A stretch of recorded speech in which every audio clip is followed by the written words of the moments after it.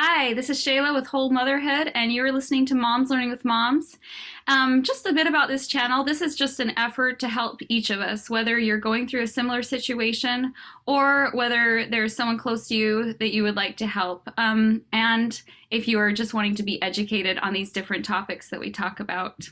Today we've got Katie with us. Katie's my friend from high school. She and her first husband, Jed, I knew growing up in high school, and saw them as they and her as they went through their life. And she's a big Facebook person, so that was nice. So I got to see pictures of everything that their children coming in. And today she's going to talk about her first husband, Jed, and what happened there. He died several years ago, and she's going to talk about that. And we're just going to listen to her story about grieving and helping her children.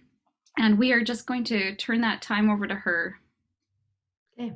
Hi. So as Shayla said, my name's Katie, Katie Valentine, and Jed and I met when we were in car seats. We were at, our moms did aerobics in a town called Honeyville together, and that's where we met.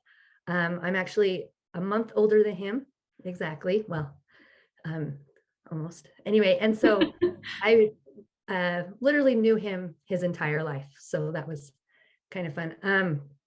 So we were elementary school sweethearts. We gave each other gifts for about every holiday under the sun, and we were neighbors. And so we just spent a lot of time together. And then I ended up moving, but we still ended up in the same school. So we were always friends. A funny little story is, and I think you were involved, Shayla, but in 5th grade, he asked me to go with him, and I said, sure. And then by the end of that day, I felt really guilty about it because, I wasn't supposed to be dating at such a young age. And so I asked my friends to break up with him. So anyway, he broke up or broke up after that. And he was heartbroken, and I remember feeling so bad. But anyway, and then we were in the same group of friends in high school. We didn't date or anything in high school. He was my first date after I did turn 16. And then he left to serve a mission for a church. And when he got home, it just all clicked. And we, in fact, I had a mission call as well, and gave that up to get married. And so anyway, something that I definitely don't regret. So a good decision. We were married in August of 2001. I have to remember, not 2021, 2001. And then we have 4 kids that came after that. And it just was good. He went to school, graduated, and I worked, and life was good. He was in construction and a concrete estimator, and loved what he did. In 2016, in August, it was the day before school started, he ended up having a pulmonary embolism and died suddenly that morning. Completely rocked our world, was not prepared for something so sudden. He hadn't been feeling good for a couple of weeks, but we didn't really know what was going on. And so that was kind of obviously a little traumatic. He left that morning on the ambulance, and by the time I got to the hospital, he had passed away. So it was a very sudden thing. Our kids at the time, the oldest, Lucas, was 11, just going into 6th grade the next day. And our youngest, Hadley, we have 3 boys and a girl. Our youngest was going into kindergarten that year. And then I had a 3rd grader and a 2nd grader. And, it just, it was a crazy, crazy time. In fact, they brought the kids over to the hospital after he had passed away. And I don't know, for some reason, and anyway, I felt like I needed to tell the kids about it at the hospital. I didn't want the house to be with that memory. Yeah, they all saw him, or most of them saw him walk out. He walked out of the house to get in the ambulance. So anyway, I brought them to the hospital and they all came home and went and met their teachers right after, because it was meet the teacher that morning. And so Wow. they came back home and, luckily we have amazing families, my family, Jed's family. And they just kind of took over and, you know, that week that he passed away was one of the most, well, for a long time, I used to tell my family, I just want to go back to the week he died. I just want to go back to the week he died. Because it was one of the most inspiring, sacred, I don't know how to describe it, weeks that I've ever felt in my life. Um, I think a lot of it had to do with the fact that he was still physically here, even though not here.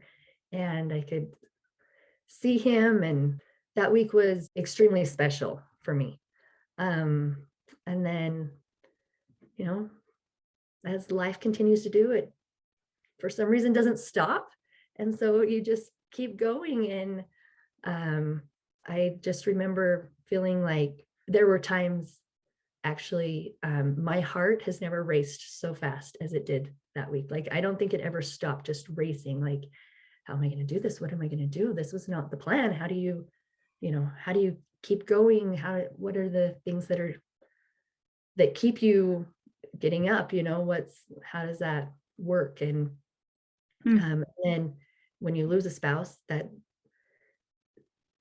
there's so many details involved in losing a spouse, right? You've lost their income, you've lost the security, there's so many things, and then you have to delete them. That's what I always was like, oh, here's another thing I'm deleting him from. Like, that's just because that's so many of the things are like delete, Oh, and so you're removing him. You feel like you're removing him from your life when um it and that was hard to watch those things like just kind of disappear, and he's no longer on this or he's no longer that. And um what were your feelings during this time? Was it anger? Was it hurt? Was it everything?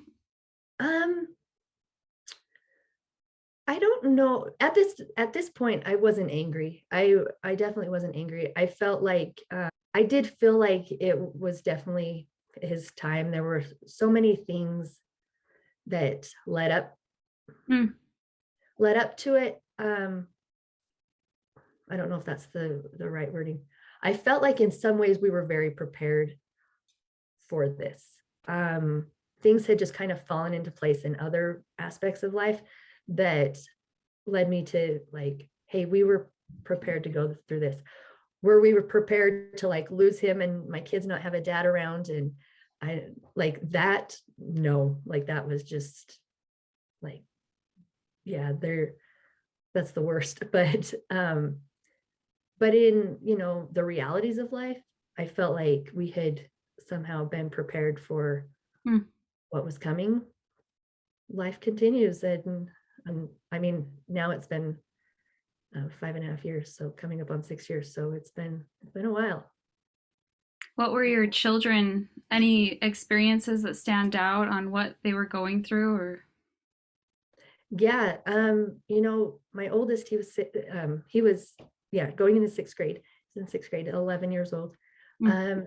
Lucas has always been more mature for his age. We used to say that even when he was younger, he would act a little bit more mature, just had always been kind of, um, yeah, been that way. And so for him, I think a lot of it felt like he was supposed to step in and Mm. take over.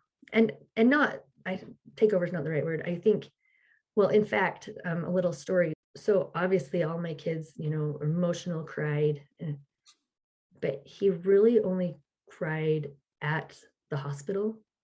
And after that, up until the funeral viewing and all of that, nothing. Like, just, and um he's just like, I feel at peace. Like, it's Mm. fine, whatever. And it was, in some ways it was hard to watch because I was like, what's going on here? And he was very concerned about how I was paying for the funeral. How was I going to, like, all of those things that an 11-year-old shouldn't care about, he was really concerned about.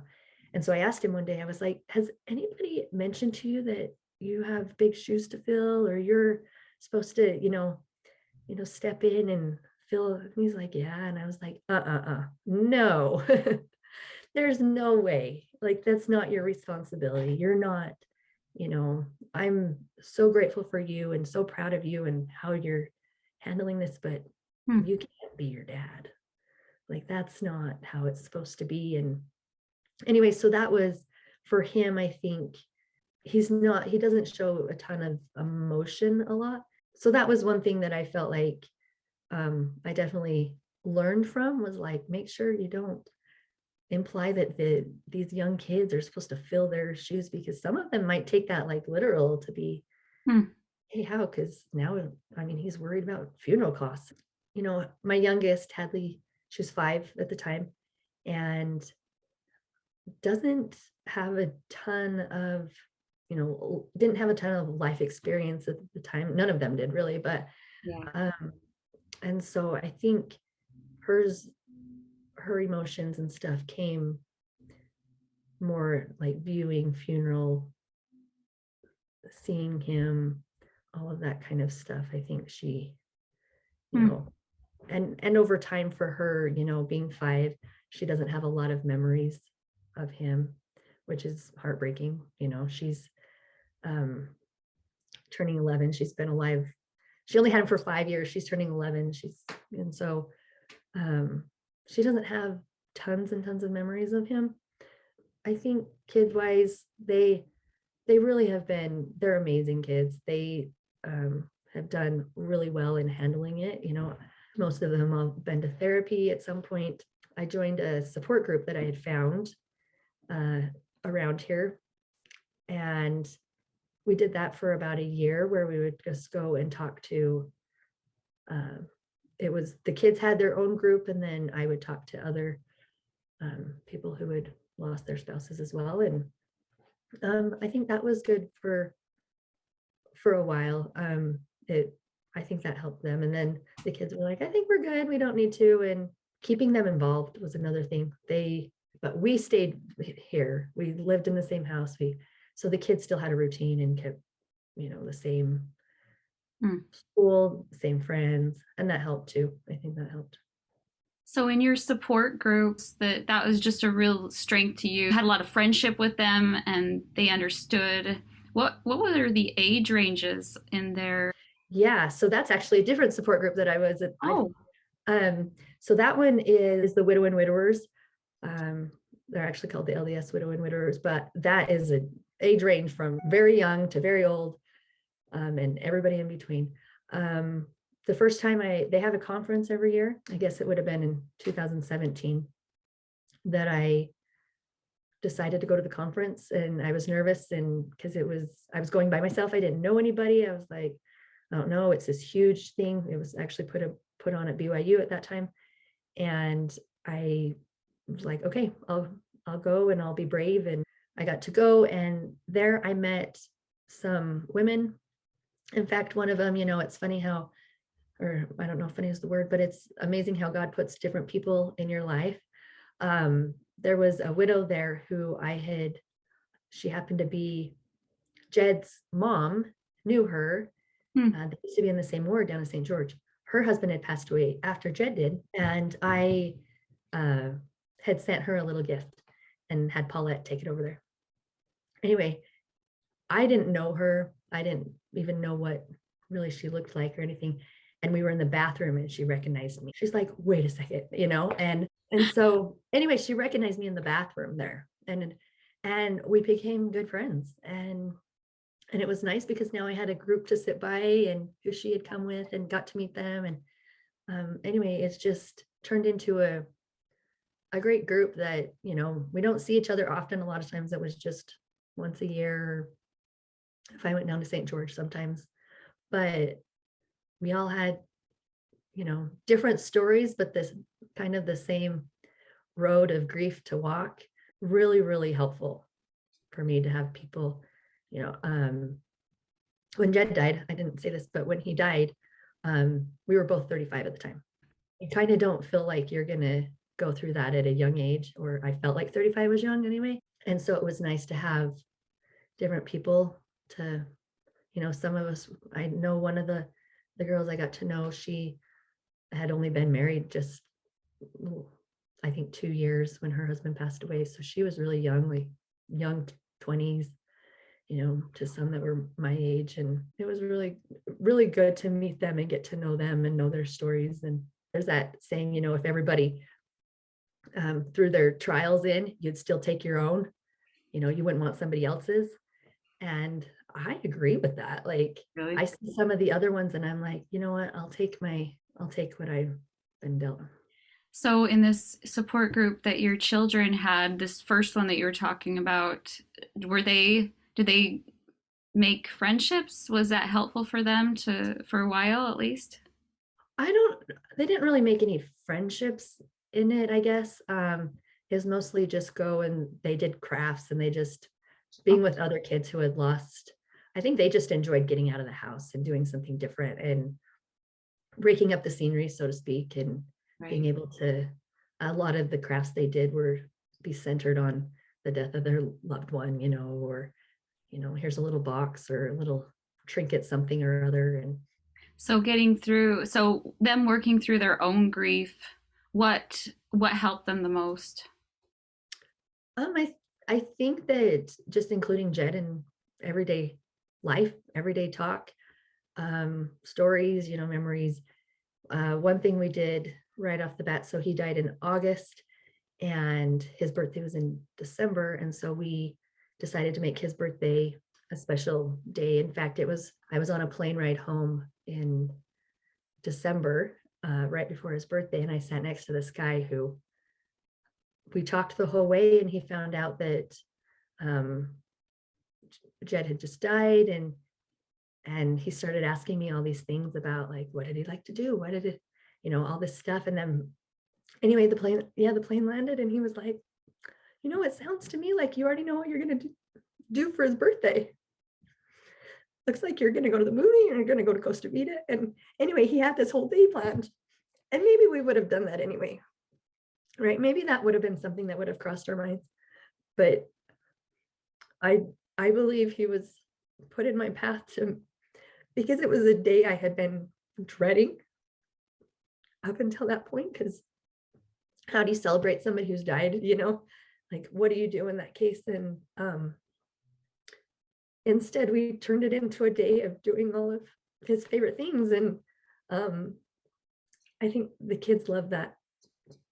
They really did. And so that's kind of been our tradition. It's, ebbed and flowed depending on the year and what's going on. And sometimes December is extremely busy. And so it's a movie one day and then Costa Rica the next, and trying to fit it all in now, with the kids getting older.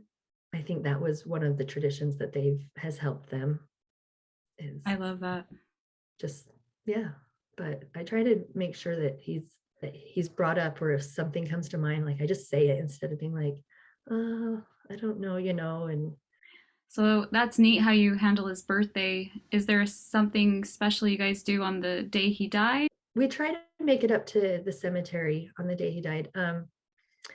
And we did good for the first few years, and then it just depends on the what's going on again. First week of school, it seems that would Yeah, be and busy. it seems like last year we didn't make it up there. In fact, I think my oldest, because we had flowers and stuff, and so he drove up there and put them on and did it. And the funny thing is, we've kind of come to notice that he died on August 22nd, and it seems to rain that day for some reason.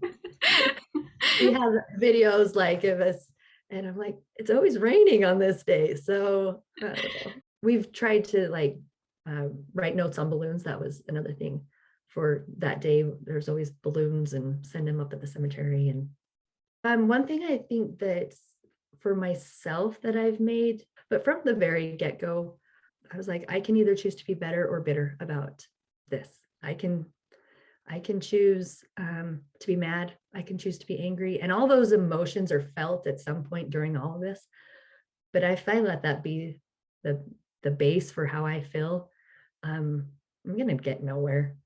And so I just was like, well, let's figure out how to make this work. So some of the things that helped me I made it a priority to get up, get dressed, get ready, put on my makeup every day during that. And I did. I honestly, for probably about the first 3 years, I don't, maybe I missed a day here and there because that was for me.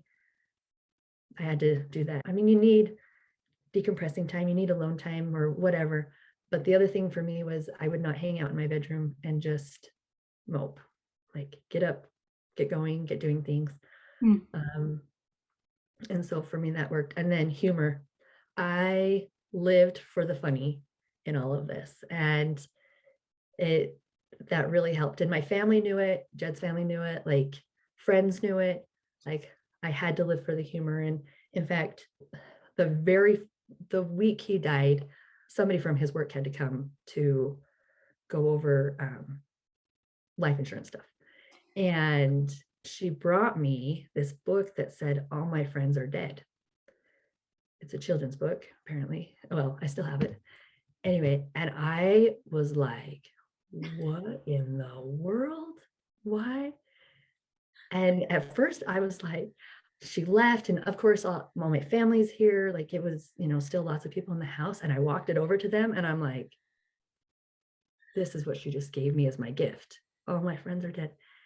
It made for some of the funniest moments in, like, all the kids read it over and over and over. And the book is actually funny. And the lady had told me, she said, someday you'll find this book funny. But it, like, at the time was not funny to me, right? Right. But it ended up turning into be one of the funniest things that happened those first 2 weeks, that we were just like, all my friends are dead. And the kids would read it over and over and over and recite it. And it was just so humor. And then I had a friend send me a card one time that said something about, like, if this is God's plan, he's a terrible planner. No offense, God, if you're reading this, you did really good a job on pandas and waterfalls. And anyway, it came in the mail and it just tickled my funny bone. I was like, yes, I agree. And I had other friends that they took some of his programs from his funeral. They took some of the funeral programs, and the husband, he's a really good artist. And he took Jed's face and he created all sorts of things with Jed's face. He would draw on it. And one time I got one with Jed in an afro with, like, doing Staying Alive, like it just was, I got the 12 days of Christmas from them. Jed is a milking maid, Jed is a drummer boy, Jed is, like, they came one day at a time, all these things. And it just was, they just knew how to help me laugh through. Because if you don't laugh, you're going to cry. Like, your life is turned upside down. So they just knew my family did, they just all knew how to make me laugh through the hard times. And I really, really appreciated that. So I became more social. I mean, I already liked people, but I lived for people. I did not like to be by myself. I was like, give me all the people. So I was quite okay with people stopping by, and I became a talker like this during it, like just talk, talk, talk. I was like, oh my gosh, somebody tell me to be quiet. But it was sort of therapy for me, because I retold the story over and over and over and over. And it just was healing for me. With the other women that you've associated with that have had similar situations, is that common that people want that connection of people stopping over, seeing how you're doing, just time to talk? I don't know. I don't know if I can answer that, because I think everybody handles it differently. For me, it was people. But yeah, everybody handles it different. But I lived for people. I was like, I need people in my life. I need them around. I need them. Yeah, I needed adult communication. And my family was always here for months. I mean, maybe 9 months I didn't sleep by myself before I ever slept in my house by myself without either my mom or my sister or Paulette, or, like, nobody left me alone, which was nice. Jed's family is awesome. They've it's not easy on them. They lost their son, they lost their brother. Yeah, they were here for us as well, and still are, still always have been. So I never thought Lucas looked much like Jed. In fact, he looks more like me if I were to have short hair, and we kind of have the, and except for on Jed's mission, because he got so stick skinny, like in Brazil. And you look at Jed's mission pictures in Brazil, and it's like spitting. Lucas is the Oh, spitting. wow. But that's like the only time, right? Like, but Riker and Cody both look a lot like Jed. And not too long ago, where I was upstairs getting ready, and if I hadn't known Jed was not here, I would have thought he was talking in the downstairs. Like, and that's Oh, like the one I don't hear it very often. Other people have told me, they're like, your kids sound like Jed.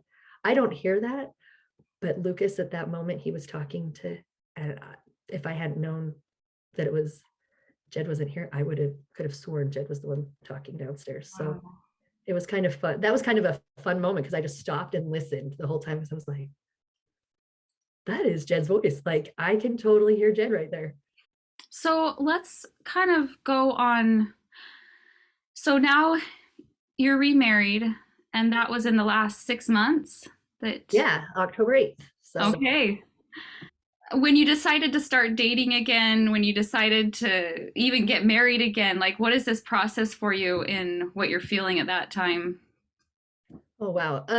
So to even start dating again, it took me a while. I think I didn't even start putting myself out there for about 2 years, as far as in fact, I talked to my kids with the possibility, and they were not happy about it. And to begin with, I had told them, like, I think I'm gonna maybe start dating, and they were still fairly young as well. I mean, they still are. And but then by the time I actually went into dating, that was probably a good 4-month chunk that they had time to process. And so then they were like not as mad about it, I don't think. But it took me about 2 years to actually put myself out there. Yeah, it's rough. I I, can't even imagine. I don't even know. Like, yeah, there's no sugarcoating it. Dating at this age, no fun. It's not. It ebbed and flowed for me. Like, I got to points where I was like, no way, can't do this anymore. Like, I'm not going to deal with this anymore. And then get back in. And then when John David came around, there's just something that clicked, like, right off the bat. In fact, I had just made just updated my profile to be extremely sarcastic and basically tell men they were lame. In fact, I think I said, so being a widow comes with being a widow and a member of our church comes with its issues, because people don't like the fact that you're married and already tied to someone, and la la la la la. I had heard every excuse under the book of why they wouldn't date me, and I had just gone through a really bad experience. I was like, I'm done. Like, I'm gonna put this out here and just be like, you are lame. And so I wrote this really sarcastic post and posted it. And within an hour, I get this message from this guy who was like, says something totally sarcastic and funny back. And I was like, who are you? This is nice. Like, somebody who thought I was funny, because I was trying to be funny while also telling you guys are, you know, whatever. And so anyway, he sent me a message. And so I responded back. And anyway, and then we just, like, that was the end. We just talked and talked and talked, and we met in person the end of February.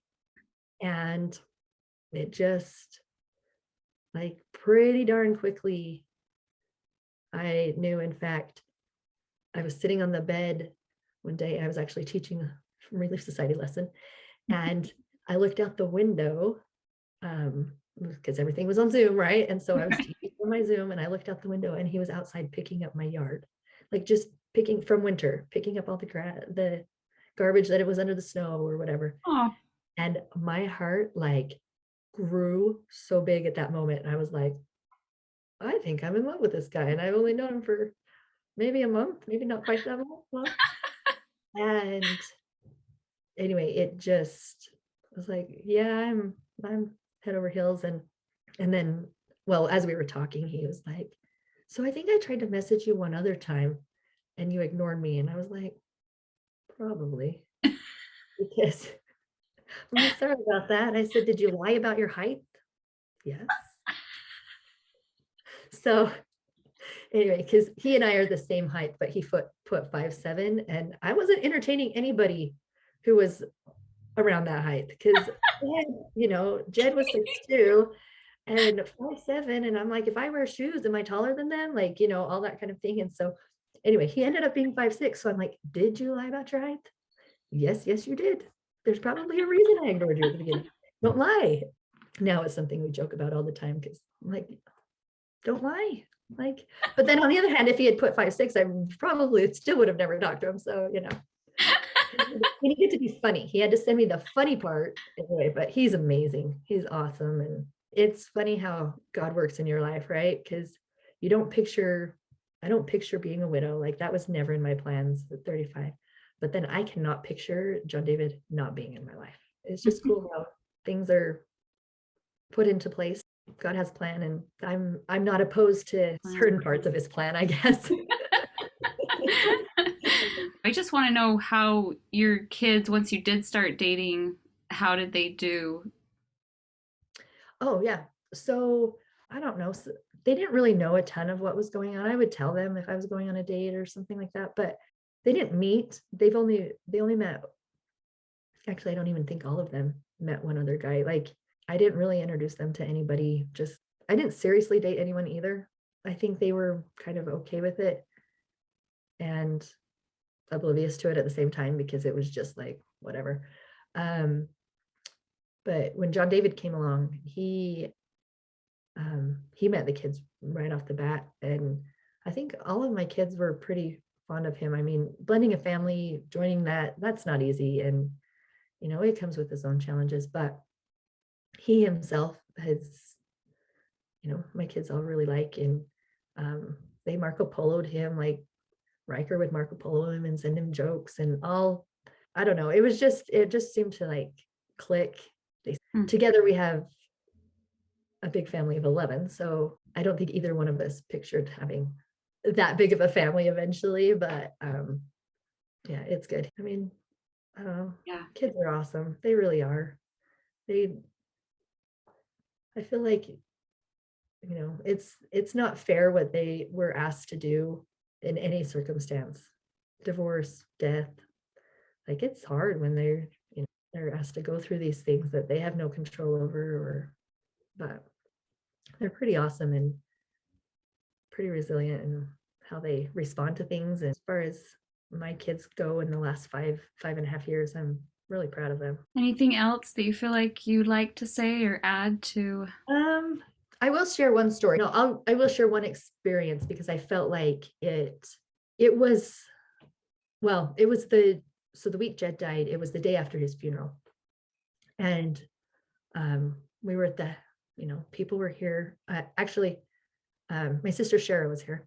And then I had some friends stop by that had lived in our neighborhood and were friends with Jed and I. They came by and I was just sitting on the chairs and we were laughing and talking, and just Shara was like, do you want to go for a walk? Whatever. And I just started crying. And this couple was still walking with us. They were kind of behind us, or I don't know where they were, but they couldn't see. And I was just leaning my head on Shara's shoulder. And I was like, how can you be happy? Like, how can I be happy? This is dumb. Like, Jed's got to be so mad watching me laugh and all of that. And she kind of stopped and she's like, Katie, do you know how many people are praying for you right now? Like, let their prayers be answered right now. If you're okay, their prayers are being answered. So don't worry so much about what's happening. If you're not sad, if you're not, like, their prayers are being answered. So let theirs. And that's always just stuck with me about like, maybe my prayers didn't get answered the way I thought they were, but at the same time, all these other people's were being answered. And that was okay because I was going to be okay. Just know that you don't do it alone. There's so many people who are praying for you. Just you're in their thoughts, everything, and let that be let that be okay for you to be okay.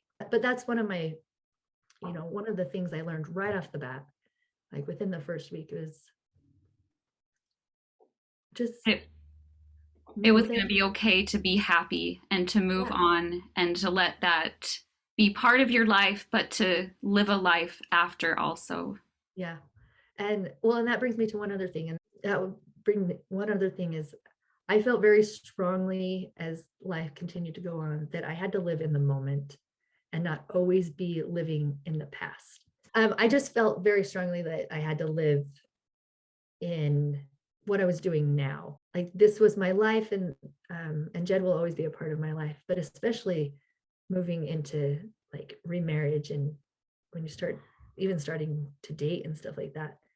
Like if you can't live in the now and the present, Mm. that's really hard because you having one foot over here and one foot here, it doesn't work. And so that's one thing that I've tried really hard is to just live in the now as far as Jed will always be a part of our life and a part of our past and a part of what's to come, but at this current moment, I got to live now. Like otherwise you can just get depressed and feeling like, oh, why did this happen? Why did this, and those feelings are all valid and legit and they should be felt. But I also feel like for me, I felt happier living now. And that took time. It wasn't like, day one, Right. I was like, oh, this is, um, Right. but I also tried really hard to not like, like year one, I was like, I just want to experience it all. I want to feel it. I want to do this. And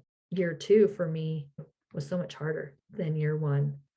And I don't know exactly why that was, but um, yeah, I just felt like it was something that I needed to do was just be not always looking to the past and eventually getting to that point where I could just live now and not. And I think that helped too, even in my current relationship with my new husband.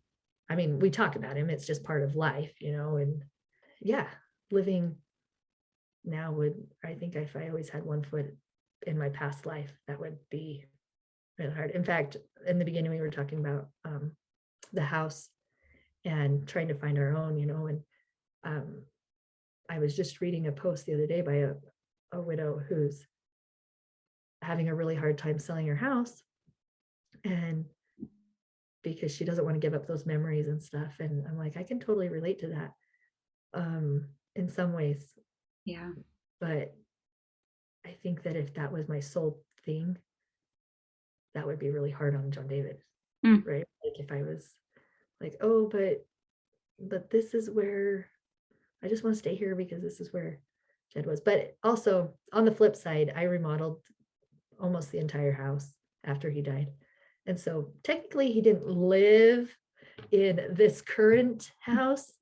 And so when I walk through the house, I don't necessarily see Jed and things, Right. which actually was really, in some ways, helpful for me. It was nice to like gut it and start over and make it something that was different.